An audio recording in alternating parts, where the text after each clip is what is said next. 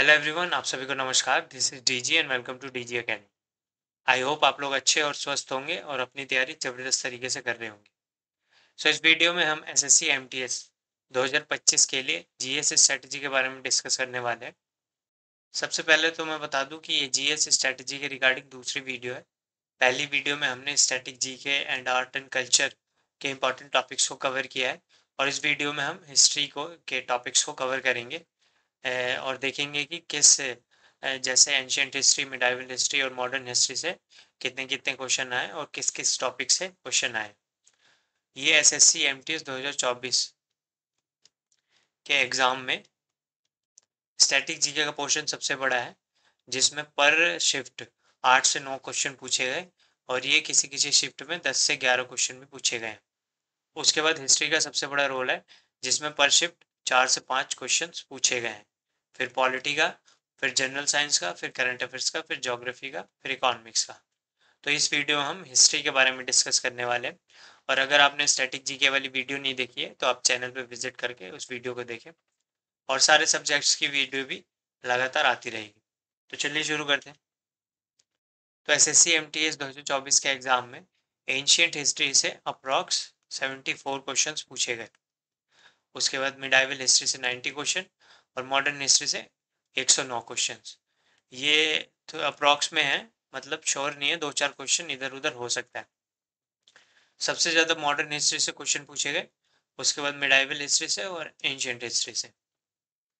इस बार total 273 question पूछे गए और इस बार 65 शिफ्ट थी, तो अगर हम एवरेज निकालें तो 4.2 का एवरेज आएगा, यानी हर शिफ्ट में 4 से 5 क्वेश्चन पूछे ही गए हैं। और इसमें मैंने जो बुक्स एंड ऑथर्स हैं, जैसे मिडाइवल हिस्ट्री में कल्हण द्वारा लिखी गई बुक है या प्राचीन इतिहास में इंडिका है, अर्थशास्त्र है, उन सब बुक्स को काउंट नहीं किया क्वेश्चन को। तो अगर वो काउंट करेंगे तो थोड़े ज़्यादा ही होंगे। तो चलिए अब देख लेते हैं कि एंशियंट हिस्ट्री में किस किस टॉपिक से क्वेश्चन पूछे गए। सबसे पहले सिंधु घाटी सभ्यता यानी इंडस वैली सिविलाइजेशन से क्वेश्चन है, जैसे हड़प्पा की विशेषता क्या थी, सड़कों की बनावट कैसी थी, मतलब सारी सड़कें 90 डिग्री पे एक दूसरे को कट करती थी, हड़प्पा में सार्वजनिक अस्पताल थे या नहीं थे, महान स्नानागार यानी द ग्रेट बाथ के बारे में क्वेश्चन पूछा गया।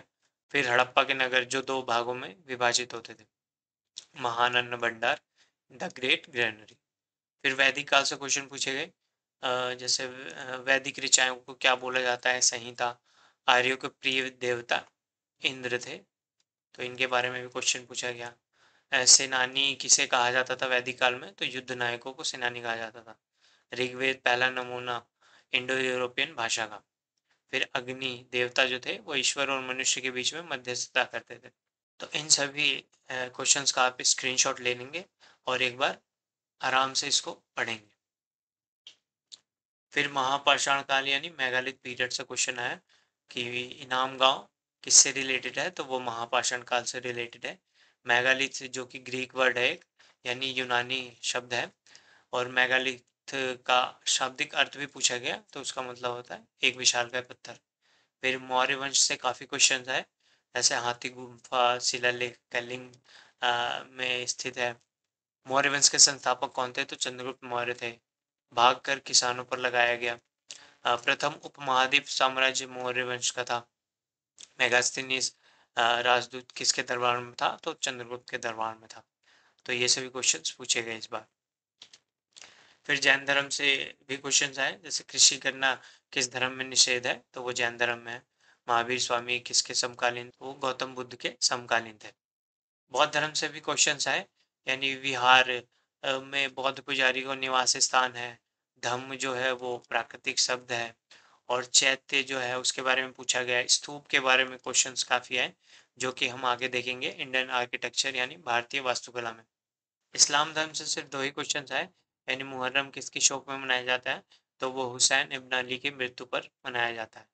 और मिलादुन नबी का त्योहार पैगंबर मोहम्मद की जयंती के लिए मनाया जाता है। फिर मिसलिनियस में पूछा गया, पल्लवों की राजधानी कांजीपुरम थी। राजवंश और उनके प्रमुख से भी क्वेश्चंस इस बार बने हैं।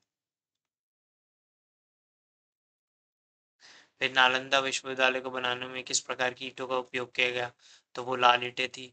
खारवेल किस वंश से संबंधित है, तो वो चेदी वंश से संबंधित है। प्रयाग प्रशस्ति किसने लिखा था, वो हरिशेन ने लिखा था, जो कि समुद्रगुप्त के दरबारी कवि थे। फिर मध्यकालीन इतिहास से देख लेते हैं। सुलभ राजवंश के संस्थापक कौन थे, तो वो नरसिंह देव राय थे। ऐसे ही बाणभट्ट के बारे में क्वेश्चन पूछा गया। उसके बाद विजयनगर साम्राज्य की स्थापना किस वंश ने की, तो संगम राजवंश ने की थी। बाणभट्ट किसके दरबारी कवि थे, तो वो राजा हर्षवर्धन के दरबारी कवि थे। ऐसे दंती दुर्ग ने किसको पराजित किया, तो कीर्तिवर्मन द्वितीय को पराजित किया।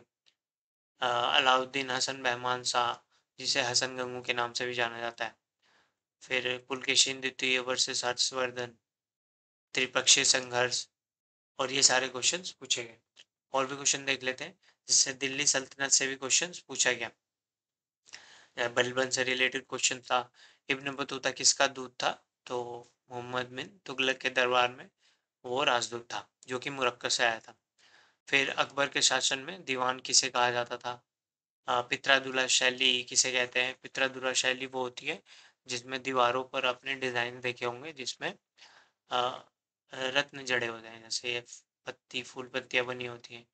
आपने नोटिस किया होगा जब आप ताजमहल गए होंगे या किसी ने ताजमहल को देखा होगा, तो उसमें जो उसकी दीवारों पर डिजाइन बना हुआ है, उसे पित्रादुरा शैली कहते हैं। फिर ताजमहल का निर्माण किसने करवाया, झरोखा दर्शन किसने शुरू किया। तानसेन अकबर के नवरत्नों में से एक थे। तानसेन से 3-4 क्वेश्चन इस बार पूछे गए, जैसे मेघ मल्हार की रचना किसने करी, तो मियाँ तानसेन ने। तानसेन का जन्म का कब कौन से ईयर में हुआ था, तो वो 1506 में हुआ था। फिर मेहरुन्निसा से किसने शादी करी थी, तो वो जहांगीर ने शादी करी थी 1611। फिर अब आधुनिक इतिहास से देख लेते हैं। आधुनिक इतिहास से सबसे ज्यादा क्वेश्चन पूछे जाते हैं। नेहरू रिपोर्ट के बारे में क्वेश्चन पूछा गया, जो 1928 में आई थी। फिर ज्योतिबा फुले, जिन्होंने सत्यशोधक समाज की स्थापना करी थी, उनसे क्वेश्चन आया। Government of India Act 1935, Lord Wavell, ये सब क्वेश्चंस इस बार आए हैं। भारत छोड़ो आंदोलन 1942 में शुरू हुआ। वेदों की और लौटो स्टेटमेंट किसने दी, तो वो स्वामी दयानंद ने दी थी। मोपला विद्रोह केरल में हुआ था। सविनय अवज्ञा आंदोलन कब स्थगित हुआ था, तो वो गांधी इरविन समझौता के बाद हुआ था। फिर बनारस अधिवेशन 1905 की अध्यक्षता किसने करी थी, तो वो गोपाल कृष्ण गोखले ने करी। फिर सावित्री बाई फुले से रिलेटेड क्वेश्चन आया। प्रार्थना समाज से संबंधित व्यक्ति, बंगाल विभाजन लॉर्ड कर्जन के टाइम हुआ था। कांग्रेस अधिवेशन के अध्यक्ष के बारे में पूछा गया। सती प्रथा पर बैन किसने लगाया, जेम्स प्रिंसप के बारे में पूछा गया। और इंडियन नेशनल कांग्रेस यानी भारतीय राष्ट्रीय कांग्रेस के फर्स्ट प्रेसिडेंट व्योमेश चंद्र बैनर्जी थे, उनके बारे में क्वेश्चन आया। अब देख लेते हैं आगे। फिर ये सारे क्वेश्चंस आधुनिक इतिहास से पूछे गए। इनका भी आप एक स्क्रीनशॉट लेंगे और इनको एक बार पढ़ेंगे। फिर भारतीय वास्तुकला से रिलेटेड क्वेश्चंस बहुत आए इस बार, कि किसने कौन सी चीज बनाई। आगरा की मोती मस्जिद किसने बनाई, लालगढ़ पैलेस कहाँ स्थित है, किला कुने किसने बनाया, तो वो शेरशाह सूरी ने बनाया। बुलंद दरवाजा जो कि अकबर ने बनाया था, वो कहाँ स्थित है, तो वो फतेहपुर सीकरी में स्थित है। सुदर्शन झील का निर्माण किसने किया, तो वो पुष्यगुप्त ने किया। गोल गुम्बद जो कि दुनिया का सबसे बड़ा गुम्बद है, वो कहाँ स्थित है। पंचमहल किसने बनवाया, जो कि फतेहपुर सीकरी में है, तो वो अकबर ने बनाया। दिलवाड़ा का जैन मंदिर जो कि माउंट आबू पे स्थित है। इसके बाद गंगकोंड चोलपुरम के बारे में पूछा गया।